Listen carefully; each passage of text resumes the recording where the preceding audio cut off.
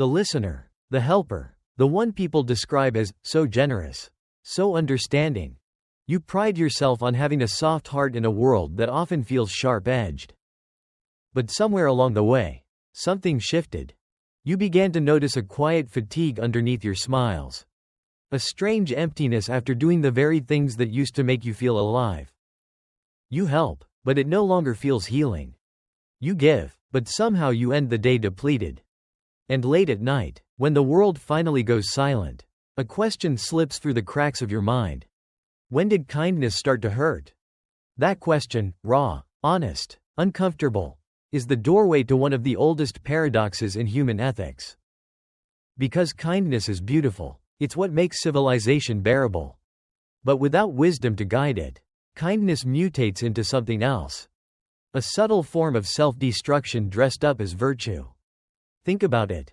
You say yes to every request because you can't bear to disappoint. You absorb other people's chaos because it feels cruel to let them struggle. You tell yourself it's noble to carry more than your share. And the world keeps praising you for it. But behind that halo of goodness, your energy thins, your joy dulls, your sense of self begins to blur. You wake up one day realizing that you've mastered compassion for everyone, except yourself. This is the hidden edge of kindness the ancient teachers warned about. The Buddha called it attachment to goodness, when the ego hides behind compassion. Afraid of being disliked. The Stoics saw the same trap. Virtue distorted by excess. The heart's generosity outrunning the mind's judgment. Marcus Aurelius cautioned, be kind, but never let kindness make you forget justice. And justice, in their language, meant fairness, to others and to oneself. So today, on Dharma Veins, we're going to walk into that tension between heart and boundary. To explore why being too nice can quietly wound you. And how wisdom traditions from East and West converge on one liberating truth. That real compassion never asks you to disappear. We'll look at how Buddhist mindfulness, sati, and Stoic reason, logos, both teach the same middle path. A way to care deeply without collapsing. To give freely without resentment. To love without losing shape. Because the goal isn't to harden your heart. It's to keep it open without leaking. It's to learn that saying no can sometimes be the highest form of love. That rest isn't selfish, it's maintenance for the soul that serves. So if you've ever felt torn between helping others and honoring yourself. If you've ever wondered why your kindness sometimes leaves you hollow instead of whole. Stay with me. We're about to uncover the quiet wisdom behind true kindness. Kindness rooted not in fear or guilt, but in understanding. And once you see it clearly, you'll never confuse being good with being gone again. Chapter 1: The Unseen Price of Kindness. We're raised on a simple moral formula: be nice, be generous, as if kindness were a bottomless well. But the longer you observe real lives, and the data on burnout, boundary violations, and codependency, the clearer one truth becomes. Kindness without discernment quietly turns on the giver. In classical Buddhist language, this is upadana, attachment, not to money, status, or opinions, but to being a good person. The self latches onto the image of goodness. That's why you keep saying yes even when your chest tightens and your evenings vanish. You're not chasing compassion, you're fleeing disapproval. A useful distinction. In the early Buddhist canon, dana, generosity, is a virtue when braided with panya, wisdom, and guided by sati, mindfulness. Detached from those, dana mutates into what modern teachers call idiot compassion, help that soothes the helper's anxiety but harms systems and people in the long run. You finish a colleague's work, to be nice, and the team learns 2 lessons. 1. You will absorb slack. 2. Standards are flexible. That is not compassion, it's covert training in dependency. Marcus Aurelius catches the same fault line from the Stoic side: be kind.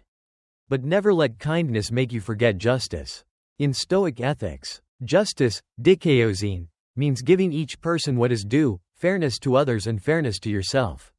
Without justice, kindness collapses into people-pleasing, a pattern the Stoics would diagnose as a failure of prohairesis, your faculty of choice. You cede the helm of your ship to the nearest demand. The sea doesn't get calmer, you just stop steering. Let's get concrete. In field interviews with managers and caregivers, 3 repeating costs appear. 1. Energetic depletion masked as virtue. Somatically, the body tells the truth before the mind does. Shallow breathing.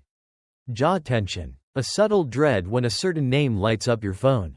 That is your nervous system signaling boundary breach. When you override it, to be nice, you don't merely lose time, you teach your body that its alarms will be ignored.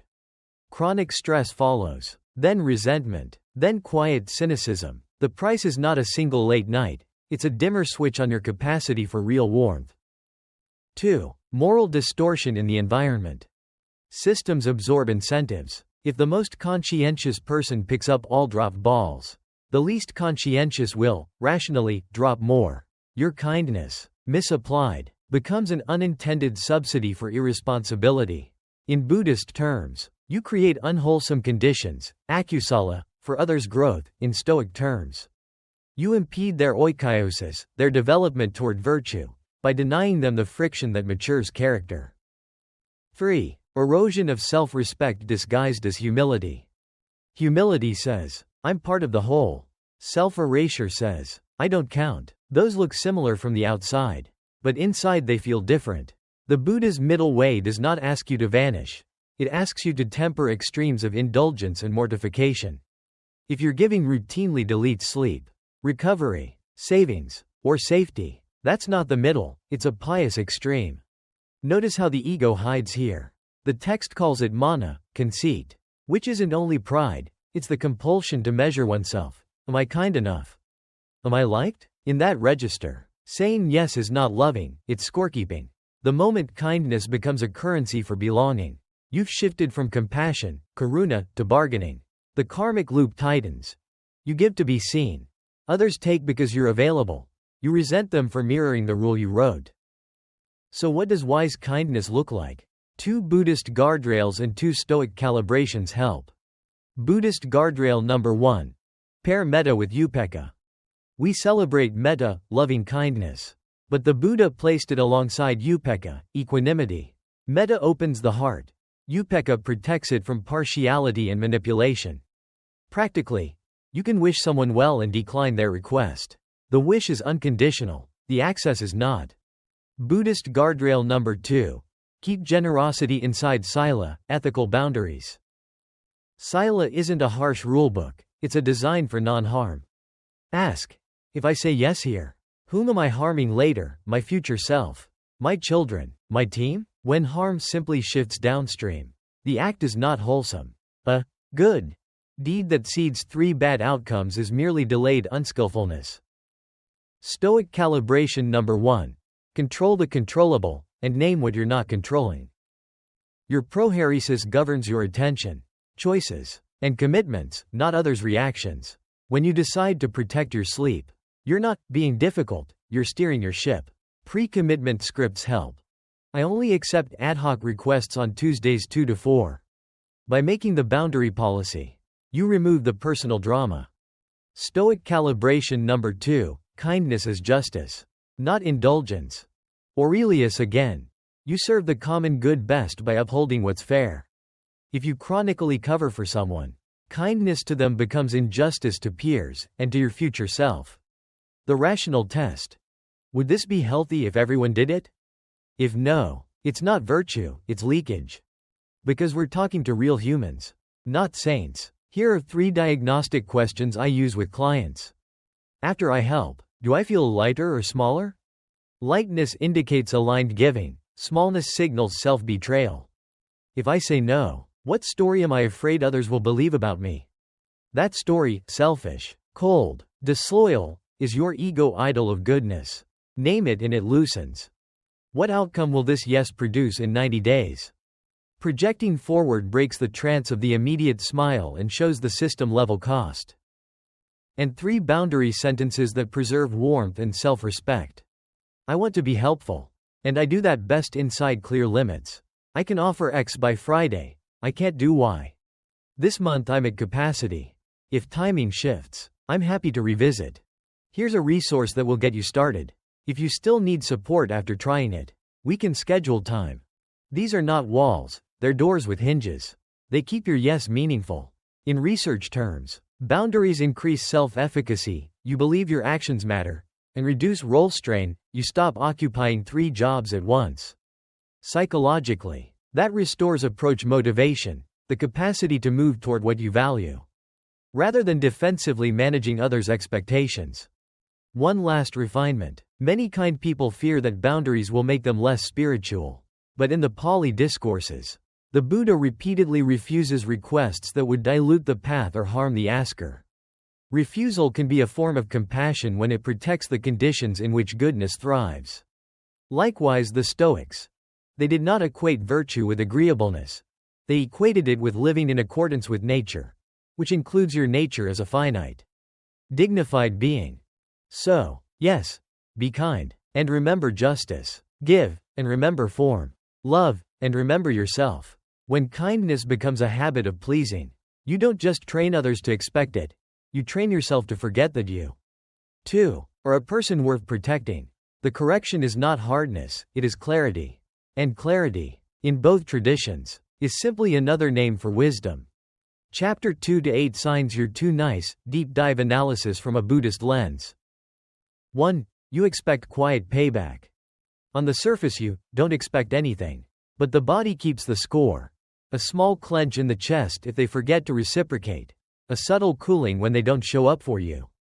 In Buddhist psychology this is upadana, attachment, to the idea of yourself as generous and to a hoped-for outcome.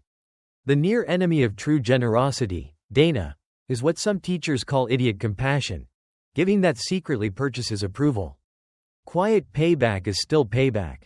It binds you to the wheel of tanha, craving, and dukkha, disappointment.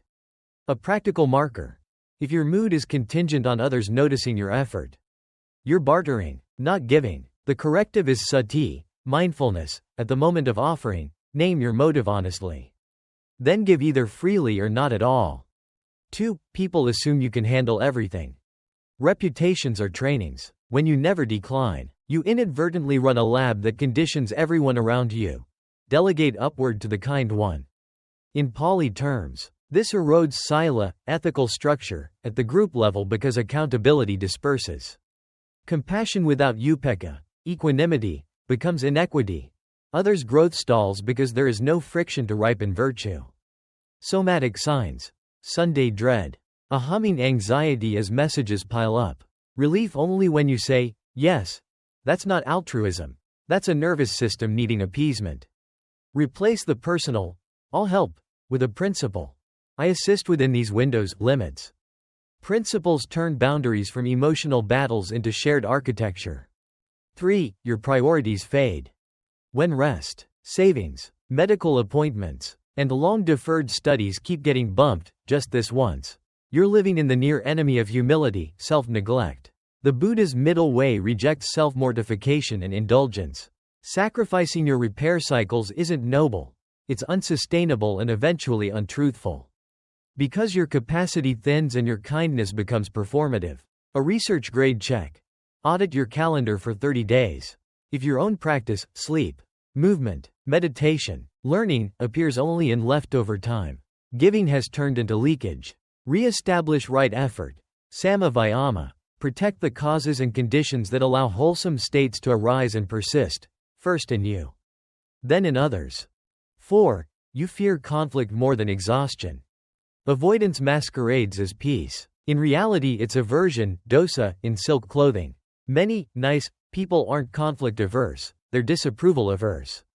The cost is cumulative fatigue and a subtle self-betrayal each time you smile past your no. In Buddhist training, courage is not loud. It is the willingness to be with unpleasant vedana, feeling tone, without fleeing. A micro-practice. When a request lands, pause long enough to feel the body's first truth, tight, hot, collapsing. That's your boundary speaking. Name it silently. This is unpleasant, not dangerous. Then respond from wise speech, samavaka, clear, kind, specific. Conflict avoided at the price of truth always returns as resentment. 5. You attract takers, not givers. Ecosystems organize around available nutrients. Overgiving is a nutrient opportunists consume quickly. From a karma and conditions perspective, Your laying down causes for unskillful patterns. Others bypass their growth edge because you provide the cushion. In plain American terms, you become the safety net that keeps some people from touching bottom and learning to stand. Don't medicalize everyone as toxic, most are simply responding to incentives. Change the incentives. Offer process help, teach. Point. Scaffold, instead of performance help, do it for them. This is metta, loving kindness. With pedagogy, you care and you want them strong. So you stop making their weakness convenient. 6. You begin to feel invisible. Kindness turns into a uniform, neat, agreeable, uncomplaining, so familiar people stop seeing the person inside it. The inner signal is numbness. You do the right thing, but can't feel its warmth. In contemplative terms, this is the loss of pity, joyful interest, impassivity, tranquility, that accompany wholesome acts. The gesture has been stripped of appreciative attention. 2 experiments. A. Practice visible kindness toward yourself first. Schedule and keep one act of self-care daily with the same reverence you offer others. B. Narrate your limits out loud in simple language. I'm at capacity today, so that your personhood is represented, not just your function. 7. You look calm, inside you're bitter. Bitterness is the soul's smoke alarm. It tells you a boundary was crossed repeatedly while you were busy curating harmony. In Abhidhamma mapping, wholesome calm, samatha, and unwholesome suppression can look similar from the outside. The difference is their aftertaste. Suppression leaves residue, rumination, cynical jokes, fantasies of disappearing. Treat bitterness as data, not identity. Trace it back. Where did you say yes while your body said no? Repair requires 2 gestures. Truth, acknowledge the cost without dramatizing, and recontracting, reset expectations explicitly. If a relationship only survives you staying silent, it's not a relationship, it's a dependency layout with good manners. 8. You mistake sacrifice for love. In the texts, karuna, compassion, is paired with wisdom so it does not melt into sentimental harm. Love without form is a flood. It drowns the very fields it hopes to nourish. Many of us learned love as self-erasure, if I vanish well enough. No one suffers. That is not love, it's a ritual to keep fear quiet. Healthy love honors 2 truths: your finitude and your vow to reduce suffering. That means sometimes love says, no, or, not like this, or, after I rest. The diagnostic. If your love routinely violates sila toward yourself, sleep, safety, solvency, sanity, it's not the Buddha's middle way, it's a beautiful extreme. Bring the banks back to the river. Let affection flow within shape. Field markers you can actually observe. Your response time to non-urgent requests shrinks below your own standard. Your me time exists only in the margins. You pre-apologize for boundaries. You feel relief only after accepting. Your stories about others grow sharper while your speech stays sweet. Your body answers the question before your mind does. None of these make you bad. They make you human in a culture that rewards agreeable exhaustion. The Buddhist move isn't to harden. It's to clarify, to let metta keep its warmth by letting upekkha keep its frame. When kindness stands inside form, it nourishes everyone, including you. Chapter 3 Stoic plus Buddhist wisdom for balance. 1. Listen to your inner signal. One of the greatest misunderstandings in both philosophy and daily life is the idea that our emotions are obstacles to wisdom. The Stoics never said that. They taught that emotions, when examined through the lens of reason, are messengers, not enemies. Marcus Aurelius constantly reminded himself, if you are disturbed by anything external, the pain is not due to the thing itself, but to your estimate of it. In Buddhist psychology, this is precisely what sati, or mindfulness, does. It helps us notice the estimate before it becomes suffering. When generosity starts to feel heavy, when helping leaves you strangely resentful or fatigued, that is your mind whispering, this act has lost its virtue. You're still giving, but from compulsion, not compassion. The energy behind an act determines its karmic flavor. The Stoic calls this prohairesis, the inner faculty of choice. The Buddha calls it satana, the intention that colors every deed. Both agree. Motive makes the moral weight. So when your body tightens, when fatigue replaces quiet joy, don't override it with slogans like, I should be kind. Pause. Observe. That discomfort is your inner teacher asking, is this kindness still pure? Or has it become self-avoidance? Listening here isn't weakness, it's moral precision. 2. Practice the sacred word, no. Seneca's warning, he who is everywhere is nowhere, isn't about efficiency, it's about presence. Spreading yourself too thin is a spiritual dilution. To serve everyone is to serve no one deeply, including yourself. Both Stoicism and Buddhism treat refusal as a form of discipline, not defiance. In Buddhist ethics, this is right speech, samavaka, speech that is timely, true, and beneficial. Sometimes the most truthful and beneficial word is no. The Buddha himself refused requests that interfered with the path. He understood that endless accommodation breeds confusion, not compassion. The Stoics would call this living according to nature, recognizing your finite capacity and respecting it. Every time you say no with clarity and goodwill, you protect a deeper yes, to peace, to integrity, to meaningful service. You also train others to meet you in adulthood rather than dependency. If the word still catches in your throat, reframe it. No is not a wall. It's the boundary that keeps your garden fertile. Without it, even good soil turns to dust. 3. Honor your me time. Even monks close their eyes. Even sages rest their tongues. Solitude is not the opposite of compassion, it's its root. The Buddha's enlightenment happened alone under the Bodhi tree, not because he rejected the world, but because he understood that wisdom requires stilling the waves before you can see to the bottom. The Stoics practiced something similar through daily reflection, journaling, silence at dawn, deliberate withdrawal from noise, to recalibrate their hegemonikon, the ruling principle of the mind. Modern people forget this.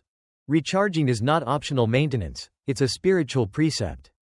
When your nervous system is constantly in outreach mode, generosity mutates into performance. The candle that never pauses to refuel burns bright for an hour and then dies smoky. Me time is simply right effort, samavayama, applied inward, tending the causes that sustain wholesome states. If guilt arises, I should be available, recognize it as tana. Craving for validation disguised as duty, replace it with metta toward yourself. May I be at ease so that my kindness remains clear. In the long arc, those who learn to pause serve the world longer and cleaner. 4. Walk away from draining people. This is often the hardest teaching to live because it clashes with sentimental compassion. But both the Stoic and the Buddhist masters warned against confusing compassion with co-suffering. You can wish someone well while no longer funding their habits. Epictetus said, if someone tried to hand you their sickness, would you take it? Many of us do exactly that with emotional contagion. The Buddha called such dynamics unwholesome companionship, a sapurus a savana, associations that cloud the mind and weaken virtue. To keep company with those who consistently drain your clarity is to practice the opposite of compassion. You enable their stagnation while abandoning your balance. The wiser posture is upekkha, equanimity, caring without carrying. This is not cold detachment but warm distance, the steady wish. May you find your own strength, coupled with the action, I will no longer collapse to supply it. From the Stoic perspective, this is aligning with nature's limits again. Your reason and your energy are finite. Every moment you spend rescuing someone who refuses to row. You steal breath from those quietly trying to learn. Walk away not in anger but in reverence for the law of cause and effect. The river of life moves both the ready and the resisting. Your task is to flow without drowning. When seen together, these 4 principles form a single rhythm of wisdom, awareness, boundary, renewal, discernment. They're not about becoming colder, they're about becoming clearer. The Stoic calls it living with reason. The Buddhist calls it walking the middle way. In both languages, balance is compassion that has learned to think. Chapter 4: The True Kindness. When we talk about kindness, most people picture softness, smiling faces, endless patience, saying yes, because it feels wrong to disappoint. But genuine kindness, the kind that endures decades of human complexity, has the texture of clarity, not softness. It grows from wisdom, not sentiment. The Buddha never described compassion as mere sweetness, he called it karuna, a strength of the heart balanced by panya, insight. Likewise, the Stoics never confused virtue with obedience. For them, kindness without discernment is not a virtue, it's leakage of energy. a misplacement of moral attention. Both traditions agree. A kind act detached from wisdom ceases to be kind. It becomes indulgence in disguise. You see, the question is not, how can I please them? But, how can I stay whole while helping them? That shift changes everything. In Buddhist psychology, wholeness means the mind is steady, equanimity, upekkha, not tipped into guilt or pride. Helping from guilt is still self-centered. It's an attempt to clean one's own discomfort. Helping from wisdom is clean because it includes the helper in the circle of compassion. When the Buddha spoke of the middle way, he meant exactly this. Between self-denial and self-indulgence lies the narrow bridge of balance where giving and receiving coexist. The Stoics called that same space virtue guided by logos, reason that remembers the cosmic order. In modern words, it means you care deeply, but not blindly. Think of kindness as a fire. Too weak, and no one feels its warmth. Too strong, and it burns down the house. Wisdom is the hearth that holds the flame. Real kindness warms without consuming. When you operate from this center, no becomes as sacred as yes. Saying no is not rejection, it's recognition that every yes draws from a finite reservoir. When you defend that reservoir, you're protecting your ability to keep giving tomorrow. The Buddha often declined requests for teachings when the audience wasn't ready. Not from arrogance, but from compassion informed by timing. Seneca echoed the same. A gift should be given so that it may be received. If the act only depletes, it's no longer a gift, it's martyrdom dressed in virtue. In practical life, this wisdom manifests through boundaries infused with goodwill.